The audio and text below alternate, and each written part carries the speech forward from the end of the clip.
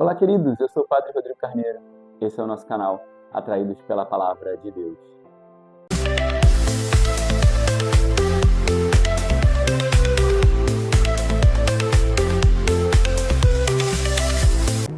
Pera aí, só um minutinho. Não passa ainda esse pedaço do vídeo. Eu queria dizer para você, se você ainda não é inscrito no nosso canal, faça a sua inscrição para você poder receber todo o nosso conteúdo. De maneira especial, ainda ativa o sininho, porque aí vai chegar a notificação sempre que a gente postar. Para você ficar assim, será que já postou? Será que... Então, você vai saber quando a gente postar. E também, depois que você terminar de assistir esse vídeo, se você gostou do conteúdo, deixa a sua curtida, porque nos ajuda muito na nossa evangelização.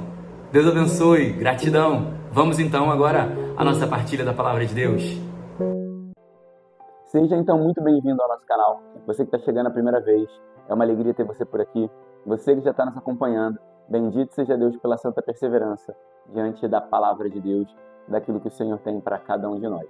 Nesse sábado, então, dia também dedicado ao Imaculado Coração de Maria, o primeiro sábado do mês de maio, um mês mariano, o mês das mães. Vamos então mergulhar no universo da Palavra de Deus, mas em primeiro lugar pensar naquilo que a própria Virgem Maria disse, que o seu Imaculado Coração iria triunfar. Em primeiro lugar, a gente precisa entender que o Imaculado Coração de Maria triunfa sobre o pecado, porque o Imaculado Coração é aquele coração puro, que não tinha pecado, que havia sido preservado do pecado. Então ela já havia triunfado sobre o pecado. Triunfou sobre o maligno, porque o maligno só consegue ter substrato, só consegue ter aquilo que pode manipular o coração se há pecado, se há sujeira.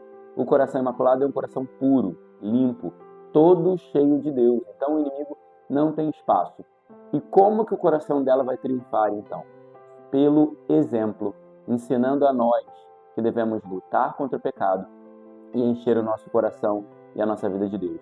Quanto mais formos cheios de Deus, quanto mais buscarmos o Senhor, quanto mais lutarmos pela nossa santidade, pela santificação do nosso dia, quanto mais lutarmos para ofertarmos a Deus um sacrifício de amor na luta contra o pecado, vencendo as dificuldades que temos, mais o Imaculado Coração vai triunfar, mais vamos parecer com ela, mais vamos viver esse exemplo. Hoje também, na igreja, dia 3 de maio, a igreja celebra o dia de São Felipe e São Tiago, dois apóstolos, dois grandes apóstolos da igreja, arautos do Evangelho.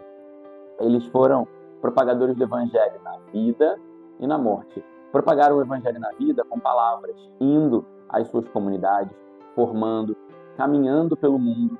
É interessante nós entendermos que o início da igreja, a igreja foi perseguida.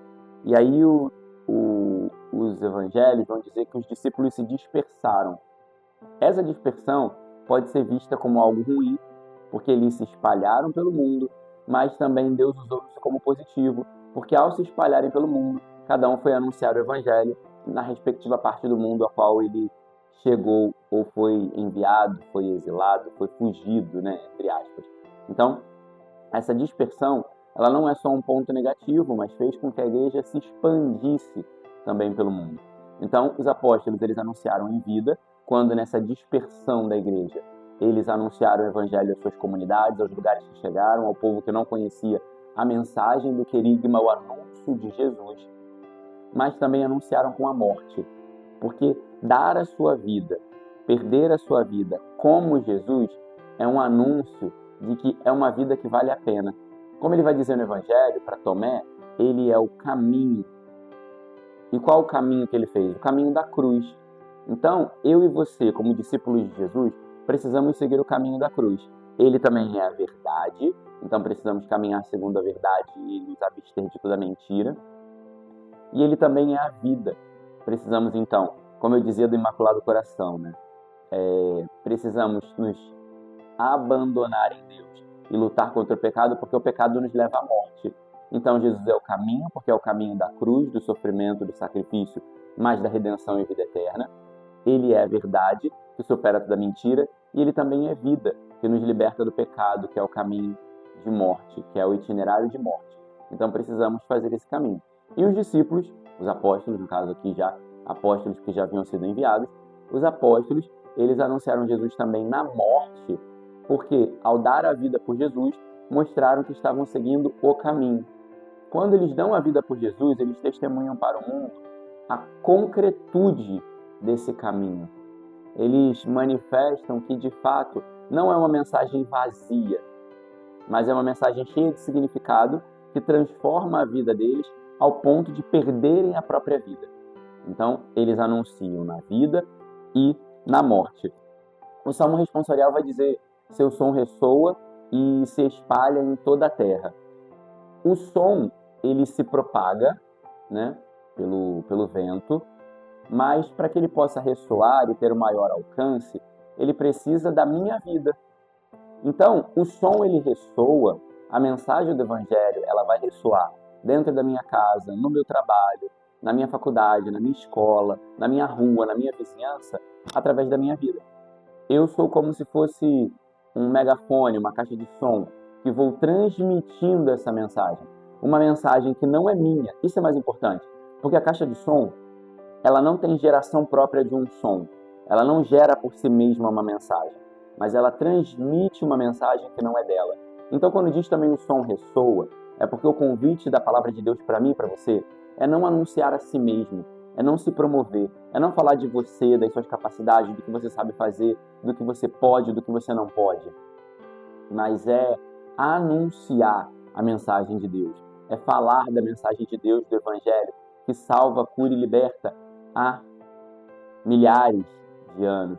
Então essa mensagem precisa ser anunciada através da minha vida, através do meu testemunho. Mas eu não anuncio a mim mesmo, mas eu anuncio ao Deus, ao Senhor, que faz obras na minha vida e que quer alcançar outras pessoas através da minha voz, através do ressoar do meu coração, através do ressoar da minha própria vida.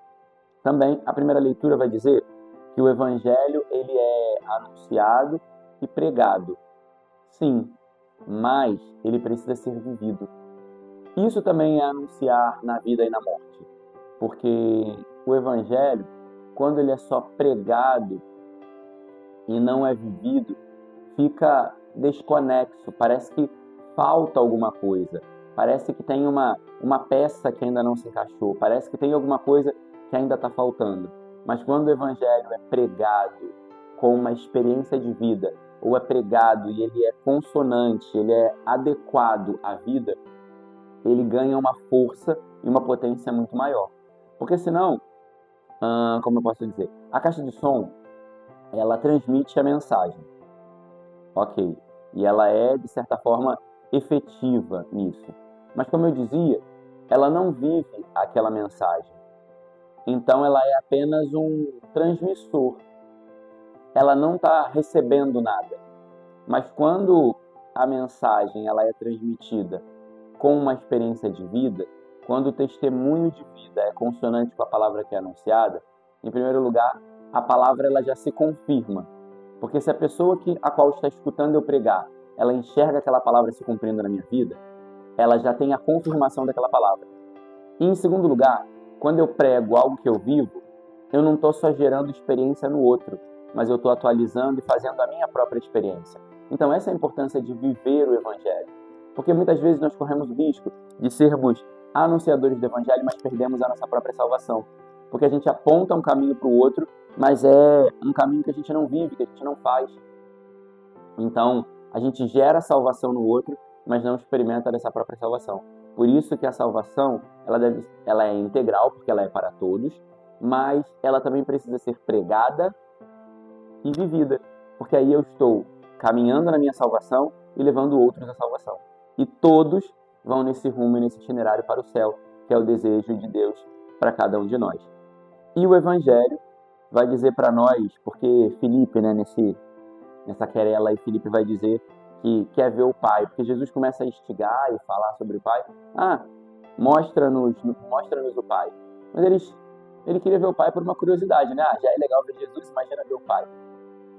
Mas ele não tinha entendido, eles não tinham entendido muito bem o que Jesus estava querendo dizer. Não tinham entendido que ver o Pai era ver Jesus e era fazer um itinerário com Jesus, sobretudo. Escutar as palavras de Jesus é escutar o Pai, porque a Trindade age junto em tudo aquilo que ela faz. Então, onde está Jesus, também está o Pai, e tem a ação do Espírito Santo. Às vezes, a gente se exclui de uma relação com o Pai se exclui de uma relação com Jesus, a gente quer se relacionar só com o Espírito Santo, a gente quer se relacionar só com o Pai, mas não tem como separar eles. Jesus também está querendo ensinar isso para nós. Não há como separar, porque a Trindade é o verdadeiro modelo da igreja, uma comunidade que não se separa e que faz tudo junto, em comunhão. Nós, muitas vezes, como igreja, não vivemos essa comunhão. A gente quer viver por nós mesmos. Igual Felipe, mostra meu pai. Talvez até para, se eu ver o pai, eu vou ser melhor do que os outros porque eu vi alguma coisa que o outro não viu. E às vezes nós vamos por esse caminho de querermos fazer coisas que o outro não faz, viver o que o outro, fazer coisas só para se sentir superior ou melhor do que os outros. Temos que tomar cuidado com isso. A igreja, ela é comunhão, porque ela vive aos moldes de Deus, que é a comunhão no interior da Trindade. E por fim, ele vai dizer que o que pedirdes em meu nome, eu vos farei. O que significa o que pedirdes em meu nome, eu vos farei? Significa que se você acredita em quem Jesus é e entende a força e o poder que ele tem, ele vai realizar obras na sua vida. Então não significa que só se eu falar, Jesus faz, Jesus realiza. Não, porque você pode estar falando da boca para fora. Mas quando você fala entendendo quem é Deus, quando ele tem um lugar na sua vida, o que você pede no nome dele, ele faz. Então não é simplesmente abrir a boca e clamar por Jesus, mas é viver uma vida com ele, ter ele como seu Senhor e entender e dar a entender que ele tem um verdadeiro lugar na sua vida. Então quem vive debaixo do senhorio de Jesus, quem vive debaixo da providência do Senhor, quem vive segundo o seu amor e a vida a qual ele viveu, segundo o chamado que ele fez para nós, ele tudo realiza quando nós pedimos. Porque nós entendemos que pelo nome dele tudo se realiza. Nós entendemos que por ele todas as coisas são feitas. Nós entendemos que é dele e por ele que vem todas as coisas. Então, não é só abrir a boca e falar, mas é viver uma vida com Jesus. Busquemos isso, queridos, porque vale a pena viver uma vida com Jesus. Não só para receber coisas, mas vale a pena viver uma vida com Jesus, porque esse é o sentido da nossa vida. Louvado seja nosso Senhor Jesus Cristo, para sempre seja louvado.